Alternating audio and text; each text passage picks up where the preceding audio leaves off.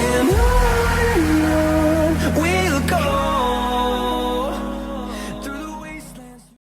Hey guys, Alex here, AG Automotive. And here today we've got the 2023 Toyota Kluger, and this is the Grande model. Now last week I had the GXL with the 2.4 litre turbo petrol engine, and today we've got the 2.5 litre hybrid motor. So let's check it out.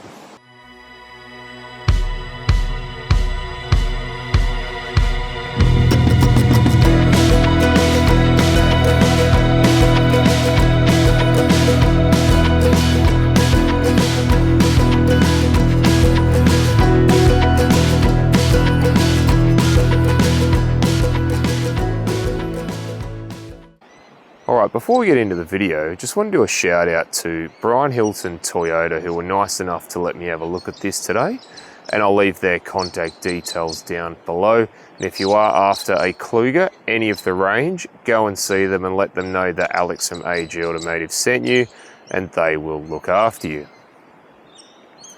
Now at the front here, you've got the Toyota badge with the black and blue there, meaning you're driving a hybrid. You've got this black grille with silver around the whole grille there. You do have your parking sensors and a black piece right at the bottom to break up the silver. And you've also got your LED headlights and also your driving lights down below. And I really like the shape of the Kluger. I think they've come a long way, and yeah, if you look back to all the different ones. But what are your thoughts on the Kluger? Let me know in the comments. So the wheels on the Grande are 20-inch wheels, and have a look at them. They've got like a chrome sort of silver finish to them, and I really like that. It sort of does look a bit more premium. You do also get the plastic surrounds around the wheel arches there as well. Also, you've got the side steps there, make it look sit that little bit lower to the ground. Now you do have hybrid there, as well as a camera just on there, as it has 360-degree cameras. You do also get the panoramic moonroof and sunroof there.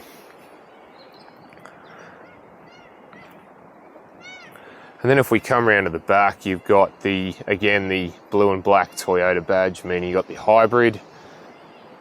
You've got a little camera under there. It says Kluger on the left there, and it says hybrid and Grande there, along with your parking sensors and this sort of grey trim piece, which again just sort of breaks up the silver. I really like that.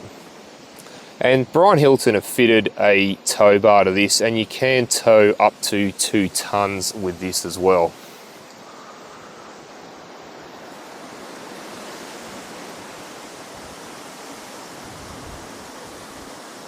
Alright, let's go and have a look inside. Alright, so just inside the Kluger. Now being the Grande model, you get all the creature comforts you could ever want. You get really soft leather seats, and I like the design pattern on the backrest. You do get soft touch dash all the way, and you even get soft touch door trims. You get wood grain on the doors, you get a nice armrest, you get silver trim. You get more wood grain around the gear selector. You do get a lot of piano black here as well, so there could be a lot of finger marks going on, but yeah, it's just very, very nice and comfortable place to be. So on the right of the steering wheel, you do get a few buttons there. You've got your view button for your camera. You've also got your auto high beam, your tailgate open and close, and your headlight height control. Along with, above that, you do have your odometer, trip computer, and your illumination for the dash. Now, steering wheel itself, nice leather steering wheel, easy to hold. And on the left, you do have some menu buttons and some audio buttons. And on the right, you do have some safety buttons there and your cruise control, along with some more audio buttons as well. Auto headlights and auto wipers. And the dash itself, now you do get a analog speedometer, and you do get instead of a rev counter, you get the eco power and the charge. And you do have your digital display in the center. Now, you can obviously go through a couple of little options there. You've got your trip computers there, you've got your eco score and your navigation. You've also got what audio you're listening to and some more trip computers there. And in the middle you do have your safety features there as well.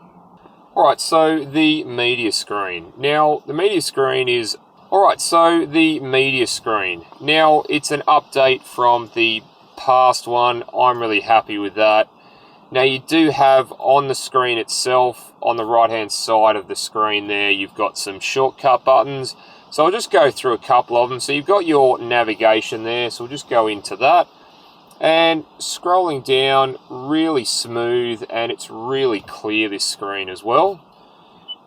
You do have your FM, AM, digital radio stations, or you can have Bluetooth from a phone, or you can even have Miracast there as well.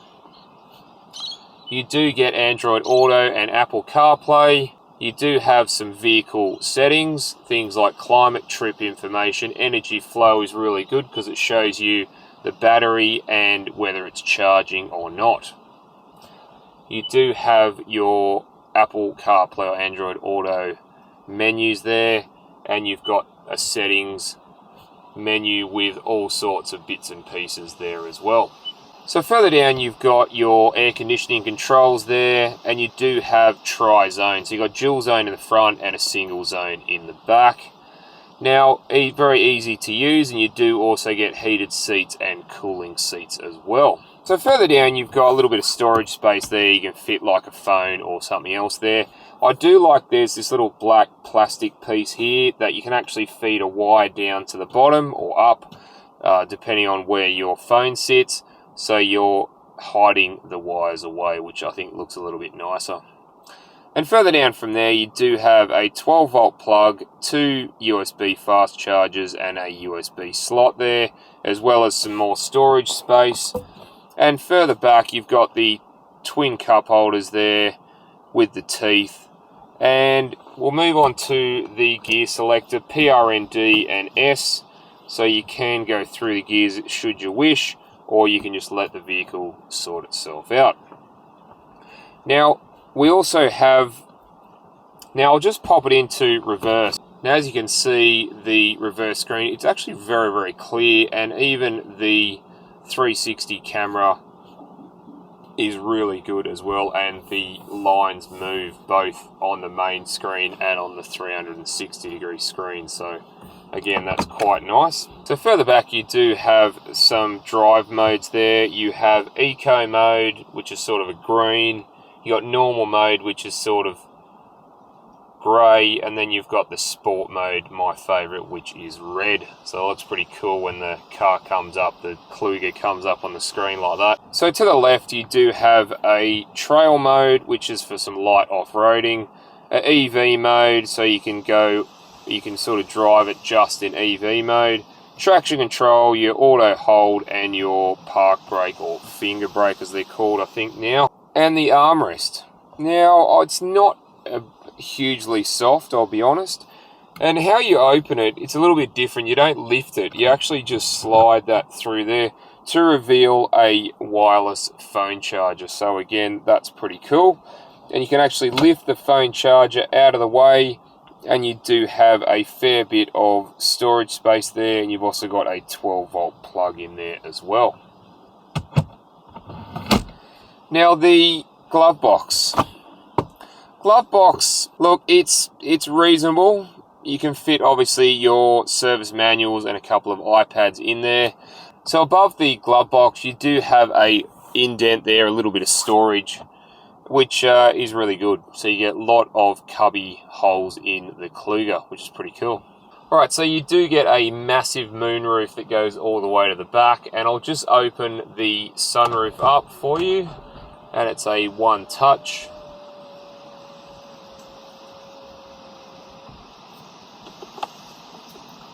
And that opens about 3/4 of the way, and you know what? It's nice, especially on the sunny Australian days. And you can have it tilted. When you close it back up, it actually stays tilted until you close it down again. Alright, let's go and have a look in the back. Alright, just in the back of the Kluger. Now, like I said last week with the GXL, the rear seat room for the rear passengers is really good. Now, I'm 6'1", 185 centimeters. If you have a look, I do have a bit of headroom there, even if I put my head over here without the sunroof or out of the way of the sunroof, I still have a little bit of headroom. Knee room is really, really good. Leg room, foot room is also really, really good for myself, and I'm no small fry, as you know. And this seat is set up for me also. So you do get 2 ISOFIX spots, 2 there and 2 behind me. And we'll have a look at the armrest. Again, really, really soft, and you do get 2 cup holders there as well. Now for the rear passengers, you do get rear air conditioning. Again, it's only a single zone back here, but it's still really, really good. Fan speed control, temperature control, things like that. So it's really awesome. You do also get 2 USBs down the very bottom, and you do get mat pockets or iPad pockets, I think they're called now. Now the ventilation comes out of from the roof here, either side, and you do have some ventilation in the 3rd row as well.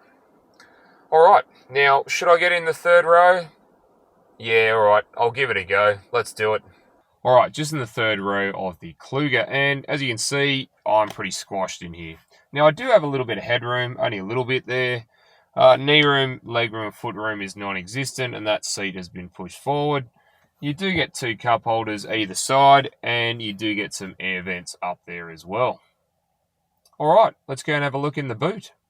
Alright, so in the boot of the Kluger, now it is a 7-seater, so with the 3rd row up, like it is, you do get 241 litres of boot room. If you were to fold the 3rd row down, which I'll just show you how easy that is to do.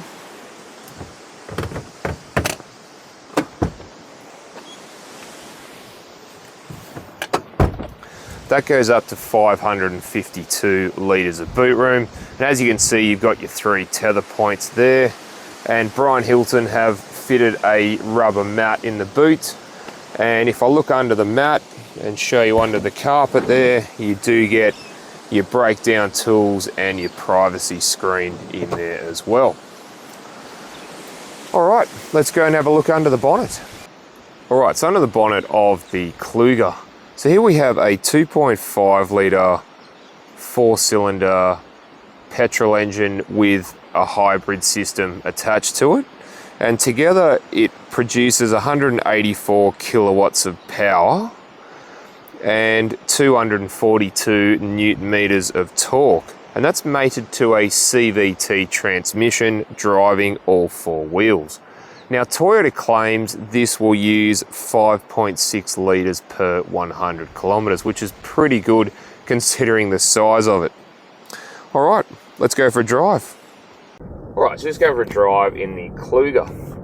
And it's very comfortable in the seats. The driving position is really good as well. Now vision out the front is really, really good. Straight ahead. Towards the passenger side, for me, the rear vision mirror gets in my way. And speaking of rear vision, look, if you've got a full house in here, the vision's not that great. You do get quite a wide field of view, but the depth isn't very good. But you do have your parking sensors and your cameras to aid in that. Now, vision out the sides, you actually get pretty good vision all the way to the back. And the mirrors are big enough and wide enough you get a good field of vision out of those as well. So I just chosen a bumpy piece of road. It's not hard on the Central Coast. Just want to see how the Kluger performs. And I can't really feel many bumps, to be honest. It's actually soaking up the bumps really well. So I'm pretty impressed with that. Steering. Yeah, it's more on the lighter side. Still get a little bit of road feel, not a huge amount. And we just cruise up the hill effortlessly. So driving the 2.5 litre hybrid version of the Kluger, it's very smooth. Just pop it in sport mode and see how the acceleration goes from a standing start.